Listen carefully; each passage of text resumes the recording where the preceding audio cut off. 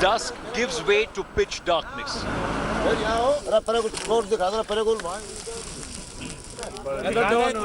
Farmers of Pusar village in Bagpat prepare for another round of vigil under the open sky in this bone-chilling winter night.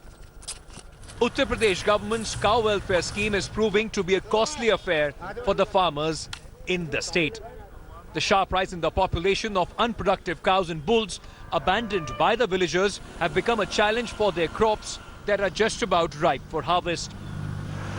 Farmers are barbing their fields to save themselves, and most of them are struggling with added cost.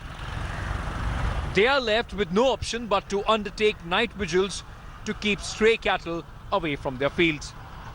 Now, we've been traveling in this district, Barot, in the late hours to find out what's the situation here on the ground. The menace of cattle, which has been let loose, has turned these villages into a sort of war zone. You can see these villagers, they are patrolling during the night time in their fields to stop these stray animals, stray cattle, cow and ox particularly, bulls, to stop them from entering their field. Some shouts and scream, followed by flashing torchlights. The group has spotted a stray cow in the field. The challenge is to shoo it away far enough so that it doesn't return before dawn. For elderly farmers like septuagenarian Dayawati with small land holdings, the challenge is even bigger. They are forced to keep awake the whole night to save their crops. बेटा विधवा औरत हूँ, मालिक भी नहीं, कोई भी नहीं, बच्चे बाहर रहे मेरे। हाँ। तो आप इतनी रात को अपने खेत में जाके देखते हो कि कोई गाय है कि नहीं है वहाँ पे? हाँ, नु देखूँ गाय है, बिजार है कि है, बछड़ा है। गांव वाले ओडो चूंग तू ही छोड़ दे, चूंगन भी नहीं देते। इतनी परेशान मैं हो रही रहा भी नहीं। अच्छा, तो रात में बार-बार जाना पड़ता है? हाँ, रात बार-बार मैं जाऊँ। अच्छा। रम बैठे दे बोल रहे, जिब गई। हाँ। और फिर अभी रात को फिर जाओगे दोबारा? हाँ, जो और कोई बोलेगा फिर जाऊंगी, एक दो बार तो फेरा मारना पड़े ही है। तो सरकार कह रही है कि गौ माता है, हमें इसकी रक्षा करनी है, इसके लिए हमने ये कानून बनाया है। आप क्या बोलेंगे उनको? उनको नहीं बोलूंगी, मेरे खेत खामे क्यों छोड़ रहे हैं? धर्मशाला में उसमें छोड़ दो, गौशाला में गौशाला बनाओ, उसमें छोड़ दो। यूं थोड़ा ही है कि लोगों के खेत खाएंगे। More than 200 kilometers away at Karthala village in Aligarh, with their farms right next to the canal, farmers are faced with bigger challenge to protect their crop. The stray cattle stay close to the canal during the day and launch themselves on the farms as night falls. Keeping them away is a big task, which becomes further complicated with police night patrolling. Hello and welcome. I am Anand Patel and you're watching an India Today special, Project Cow. In the first week of January, Uttar Pradesh Chief Minister Yogi Adityanath had instructed his district magistrates that all the stray cattle be put in cow shelters by the 10th of January. However, the deadline was missed. And now, even as the state officials are yet to complete the process of relocation, the private cow shelters have run out of space, while the state government is yet to come up with its own cow shelters. Cows are being worshipped on the occasion of Makar Sankranti in this cow shelter at Jatari near Aligarh. The shelter managers claim grants from the state governments for its upkeep. 3 महीने हम IAS और नेताओं के मंत्रियों के सामने रोए गिड़गिड़ाए कि हमारा पल पल पे मौत हो रही, क्योंकि जिनका कर्जा है वो तो अभद्र व्यवहार, सब तरह का व्यवहार करेंगे ना। बजट सैंक्शन पहुंच नहीं रहा तो पेमेंट कैसे होगा? इसलिए जो ये 2 करोड़ 30 लाख रुपया है, इसको दे दो, आंसू तो पूछेंगे कुछ। The Chief Minister of Uttar Pradesh announced a scheme to help private and cooperative cow shelters. Tenders were invited for grants to ensure fodder for the stray cattle at the cost of ₹30 per cow. सरकार के पास भरण पोषण के लिए 30 रुपया पर गाय है, वो भी हमको नहीं मिल रहा है पूरा। अच्छा, क्यों? 1.25 करोड़ का गया था पिछले साल हमारा अनुदान सैंक्शन होके अच्छा। जिले से। हाँ। धन था नहीं, वहाँ 65 लाख रह गया पहले पहुंचते पहुंचते सचिवालय में। उसके बाद 65 लाख पहुंच गया और गौशालाओं का भी पहुंचा। पैसा वहां देने वाली जो संस्था थी मंडी परिषद, वो मुनीम कहिए उसे, कैशियर, अच्छा है ना, उनके पास था 2 करोड़ 30 लाख रुपया और प्रस्ताव पहुंच गए वहां 17.5 crore. The number of stray cattle population in the need of shelter is disproportionate to the number of shelters available. Project to build new shelters is still in pipeline stage. In the meantime, the state government has allocated more than 1 crore as annual budget for each shelter. And to fund this, a cow welfare cess of 0.5% has also been cleared by the authorities. The Chief Minister had promised to put all stray cattle in shelters by 10th of January this year. The deadline came and passed. इस तरह की गौशालाएं जो बन रही हैं, सरकार ने कहा है इसको बनाने के लिए, इससे ये समस्या दूर हो जाएगी। बिल्कुल समस्या दूर होगी। हर गांव-गांव में 50-50 गाय के लिए अलग गवर्नमेंट पैसा दे रही है। बाकी हमारी जो नगर पालिका से संचालित जो बन रही है 55 बीघा में बन रही है, इसमें 1000 गाय जो है रखी जाएंगी। अच्छा, तो चल जाएगा काम। गवर्नमेंट फिर बढ़ाएगी पैसे, अच्छा बढ़ाएगी। फिर भी अभी 30 रुपए दे रही है, उसके बाद फिर और बढ़ाएगी वो। क्योंकि बिना फंड एलोकेट किए आपका काम नहीं चलेगा। नहीं चलेगा। Privately managed cow shelters have run out of covered space. But as the stray cattle keep coming in, they are now forced to house them in open sheds. At this open shelter in Tupal near Aligarh, winter chill is taking its toll on the sick cows. Mismanagement है main. ऐसे में ठंड भी ज़्यादा है और जो बाड़े बनाए हुए हैं हमारे वो मिश्रित हैं, जिसमें सांड और गाय हैं।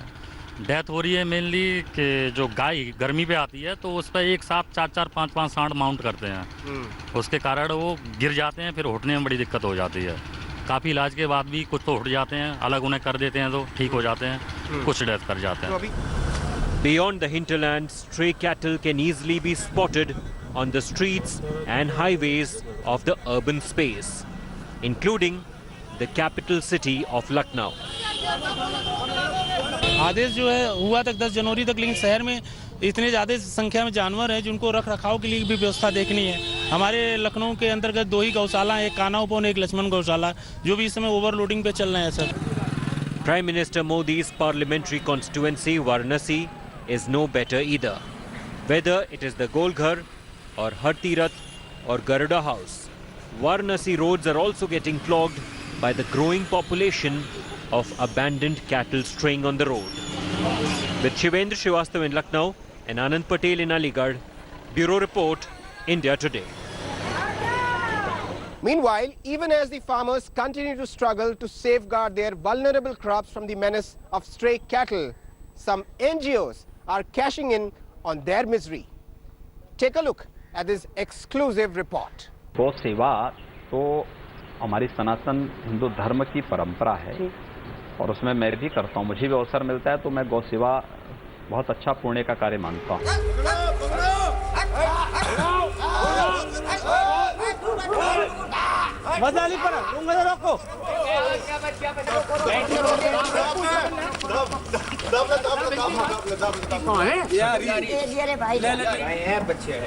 ये टूटा हुआ है अंदर है और इसके अंदर है ताला लगा रखा। ताला तो दिखाओ ना, इधर कर रखे हैं, ये बंद है 4-5। BJP's shrill slogan of development for all, Sabka Saath, Sabka Vikas, is going dull in the interiors as voices of dissent over harsh cow protection law get louder. From farmers getting booked for abandoning their unproductive cow to villagers locking them up in school premises, even as the minorities continue to live in the fear of lynching.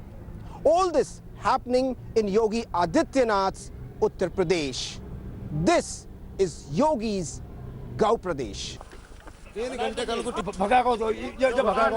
NGOs are cashing in on the misery of the farmers in Uttar Pradesh, and farmers are forced to cough up to 6,000 rupees per cattle to transport them out of the state. Ambulance meant to ferry sick cattle caught in the act on the India Today's camera in Pusar village of Baghpat district in western Uttar Pradesh. An NGO, Dhyan Foundation, is transporting the stray cattle locked in a panchayat building by villagers. The volunteer claims he is taking them to their cow shelters in Narela for free. हमने ये इसलिए किया है क्योंकि जो ये सरकार है ना, ये योगी जी ने हमारे यहाँ हमारे लिए गौवंश के लिए बहुत अच्छा काम कर रखा है। मैं यहाँ से टोटल कम से कम ज़्यादा नहीं तो 1000 के करीब गौवंश ले जा चुका हूँ। ठीक है। ऐसा जी, गांव वाले हमारे इस गौवंश को इकट्ठा कर रहे हैं। जो बेसहारा गौवंश है इसको इकट्ठा कर लेते हैं, हमारे को सूचना देते हैं, हम इनको लेने के लिए आ जाते हैं। इसमें ऐसा है, अगर 5 गौवंश जाएंगे तो कम से कम 4 गौवंश जख्मी हालात के होंगे। अच्छा। आपने देखा होगा इसमें भी इसके पेट पर आर लगी हुई है, किले लगी हुई हैं, तो उससे अगर हम उसको ट्रीटमेंट नहीं देंगे तो उसमें जख्म हो जाएगा, कीड़े पड़ जाएंगे। अच्छा। हाँ। NGO कौन सी है आपकी? श्री राम। अच्छा। हाँ, और हम पीपल फॉर एनिमल से, मैडम मेनका गांधी जी के स्टाफ से। अच्छा। But the villagers are contradicting the NGO's claim. The service comes at a hefty cost, since regular transporters have given up the practice out of fear of lynching by the saffron cow protection squads or Gaurakshaks. चंदा इकट्ठा करा गांव में। अच्छा। सभी किसानों ने दिए और इकट्ठे करके हम इसे गौशाला वालों को दे रहे। वे मांगे हमारे से 6 कुंटल भूस। हाँ। अच्छा। यानी 5000 रुपए। तो 5 भैंसों के 5 जानवरों के कितने पैसे दिए उनको? 20000 रुपए। अच्छा। हाँ जी। अच्छा। 5 के 20000 रुपए दिए। जो बाकी जो आपको जो बाकी जानवर हैं उनका क्या करेंगे फिर? उन जानवरों को भी ये आवेंगे निप किसी और गौशाला के पास जाएंगे, गौशाला वाले के पास जाकर उन्हें देंगे ऐसे हम तो। लेकिन ये हमारे खेत का नुकसान। पूरी रात हम अपने आप पैदल फिरे भागे बैठे लिए, जब लोग सोते हैं जड्डे में, जब हम इसमें फिरे रात को। With the season of Rabi going on, cash crops like sugarcane, mustard, potato are almost ready in the fields. So the farmers are not willing to take any chances and are ready to pay up arbitrary money demanded by the NGOs to smuggle the stray cattle, destroying their crops. ये तो जानकारी नहीं क्या करते हैं, लेकिन यहाँ ग्रामीणों से मिलकर वे 3050 रुपये प्रति पशु के हिसाब से पैसे लेते हैं। और यहाँ से हमारे आसपास के 4-5 गांवों से तो हमें जानकारी है कि ये लेके गए, और जगह की तो जानकारी है, लेकिन यहाँ से लेके गए, काफ़ी मात्रा में लेके गए यहाँ से। और ये करीब 10-15 दिन से लगे हुए हैं, यहाँ से ले जाने लग रहे।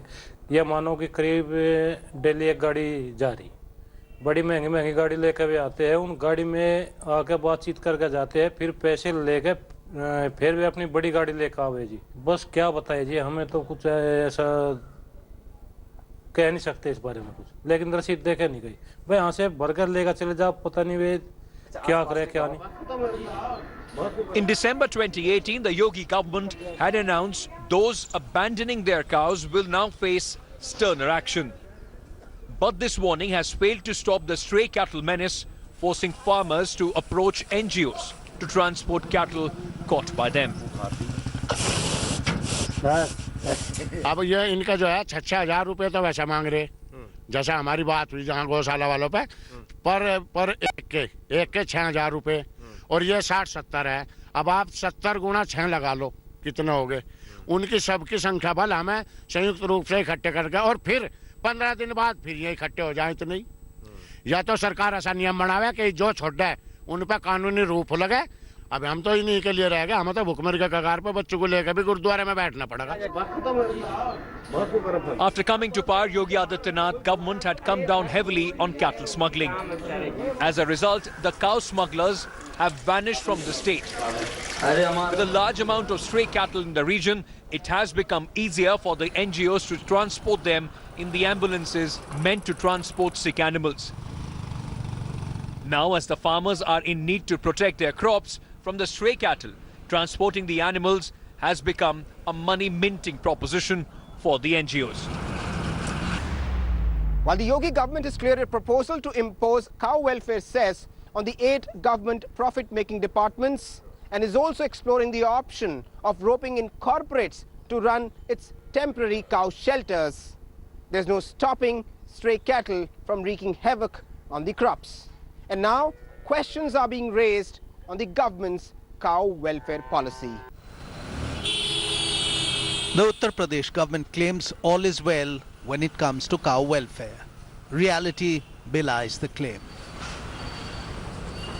With the stray cattle menace turning into a law and order problem, authorities are looking for fund generation options through cess and in the name of CSR. सरकार कर रही है, लेकिन सरकार का जो रास्ता है ना, वो रास्ता पैसे बहुत खर्च होंगे उस रास्ते में और सेवा उस तरह की नहीं हो पाएगी। अच्छा, क्यों? वो नगर निगम को के द्वारा करा रही है। अच्छा, नगर निगम से हम 1/4 धन में उससे ज्यादा गौवंश की सेवा कर सकते हैं। क्योंकि वहाँ नगर निगम में आप सोचिए 15-15, 20-20 हजार का तो कर्मचारी होता है। हम सरकार से कह रहे हैं हमारे 7,000 के कर्मचारी को पेमेंट कर दीजिए। सरकार के पास उसका धन नहीं है। Soon after taking over, illegal slaughterhouses were the first target of the BJP government. Aligarh's Kabela Road, which was home to many such slaughterhouses, today wears a deserted look. Most have closed down or have shifted to other states. This has affected livelihood of thousands of locals belonging primarily to the minority community who are associated with the leather and milk trades.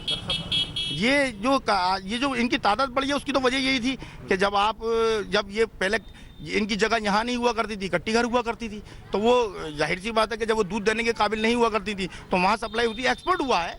ये आप net पर निकाल लीजिए उन 6 बड़ी companies के नाम जिनमें एक भी वाहिद मुसलमान नहीं है। एक्सपोर्ट मुसलमान नहीं कर रहा, वो केंद्र सरकार ने मुसलमान को लाइसेंस नहीं दिया है। मुसलमान के साथ तो जाति ये होती है कि मुसलमान के गाय के नाम पर मारा जाता है, उसके साथ मॉम लीचिंग की जाती है गाय के नाम पर। अगर वो गाय को दूध के इस्तेमाल के लिए भी जा रहा होता है तो सीधा मैसेज ये जाता है कि इसको बेचने के लिए जा रहा है। ये जो दोहरी नीति की जा रही है, ये हमें इससे अफसोस होता है। Though farmers initially welcomed the cow policy, 1.5 years later, they are its biggest critics. Farmer unions allege that the arrangements are not enough and the cow policy of the state government is flawed. देखो, मेरी समझ से तो ये अल्प समय के लिए व्यवस्था हो सकती है, स्थायी तौर पे ये कोई समाधान नहीं है। क्यों? वो इसलिए नहीं है कि हमारे जो गौवंश है इसकी आयु लगभग 20-22 साल है। अभी तो इसको जो हमारी जो समस्या आई है करीब 1.5 साल हुआ है। तो लार्ज स्केल पे जो इसका जो बढ़ेगा धन, गोधन, उसके हिसाब से कुछ भी नहीं है। पॉपुलेशन बढ़ेगी, पॉपुलेशन जब बढ़ेगी गाय की तो उस हिसाब से कुछ भी नहीं है। ग्राम समाज की जो जमीन है ऑलरेडी पहले से ही आवंटित हो चुकी है, जमीन है नहीं। गवर्नमेंट को अपने खुद के विकास के लिए जमीनों की ग्राम समाज की आवश्यकता पड़ती है। किसान सस्ते में जमीन देने को तैयार नहीं है। समाधान तो इसका ये है कि इसका हम आर्थिक प्रबंधन किस हिसाब से करें। Chief Minister Adityanath is confident about the policy. Animal Husbandry Minister says that they are working on bovine sex selection to contain the bull population. जब तक मैं आपसे हम पहला राज्य हैं जिन्होंने सेक्स सॉर्टेड सीमन पर MOU किया है। मेरी वाली इस योजना पर 10 साल उत्तर प्रदेश में अगर काम हो गया और बजट की कमी नहीं होने दी तो प्रत्येक किसान के घर पर गाय ही होगी, वो भी उन्नत किस्म की होगी और हाइब्रिड की होगी, दुधारू होगी। There were close to 2 crore cows in Uttar Pradesh as per the 2012 government census. The current government has allocated funds for a fresh cow census to get an estimate of the current cow population. That's all the time we have on this special. This story will continue to grow in this election season and we will keep a close look on it. For news and updates, stay tuned to India Today.